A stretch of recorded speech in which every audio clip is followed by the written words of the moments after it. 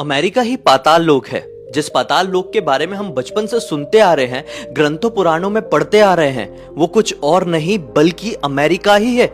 इस बात के पीछे कितनी सच्चाई है, कहां से निकल के आई ये थ्योरी, इसके पीछे की कहानी तुम बता सकती हो? हाँ बिल्कुल। रामायण के अनुसार अहिरावण ने जब श्री राम और लक्ष्मण जी का हरण कर लिया था और उनको लेकर पाताल लोक चला गया था, तब विभीषण जी हनुमान जी को बताया कि श्री राम पाताल लोक में है और पाताल लोक जहाँ हम खड़े हैं उसके एग्जैक्टली नीचे है। बस फिर क्या था, हनुमान जी तुरंत पाताल लोक पहुँच गए। वहाँ पर उनकी भेंट सबसे पहले पाताल लोक के द्वारपाल मकर ध्वज से हुई। तब हनुमान जी और मकर ध्वज में भीषण युद्ध हुआ। और मतलब मकर ध्वज हनुमान जी से युद्ध लड़ भी पा रहे थे, उनके सामने टिक भी पा रहे थे? हाँ, पूरी बराबरी से युद्ध कर रहे थे और इस युद्ध का कोई नतीजा भी नहीं निकल रहा था। जब हनुमान जी थक गए तब मकर ध्वज से पूछे कि तुम कौन हो। जब मकर ध्वज ने अपना परिचय दिए तब हनुमान जी समझे ये तो मेरे ही पुत्र हैं। हनुमान जी उनकी शक्ति से बहुत प्रसन्न हुए और उनको आशीर्वाद दिए कि आज के बाद पाताल लोक के राजा तुम ही रहोगे और समय चक्र के अंत होते तक यहाँ के लोग तुम्हें पूरी श्रद्धा से पूजेंगे। और अगर हम आज के जमाने में थोड़ा सा फोकस करते हैं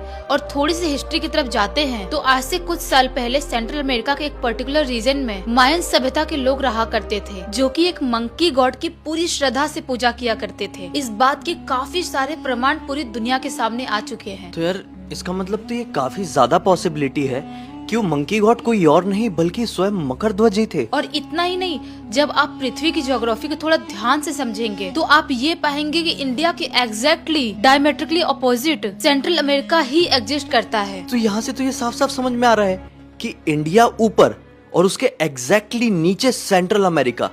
तो क्या ये सेंट्रल अमेरिका ही वो पाताल लोक है जिसके बारे में हम बचपन से सुनते आ रहे हैं, वेद पुराणों में पढ़ते आ रहे हैं? कमाल है, ये जानकारी तो मतलब बहुत ही रेयर है और ये एक ऐसी थ्योरी है जो बहुत ही कम लोगों के पास होगी और विथ प्रूफ है। ये हवा में भी बात नहीं हो रही है। ज्योग्राफिकली देखें या फिर वेद पुराणों से रिलेट करके देखें, कहीं से भी ये कहानी गलत होती समझ में नहीं आ रही है। आज सभी को बहुत अच्छी जानकारी मिली। इसी बात पे कहो जय श्री राम, जय बजरंगबली।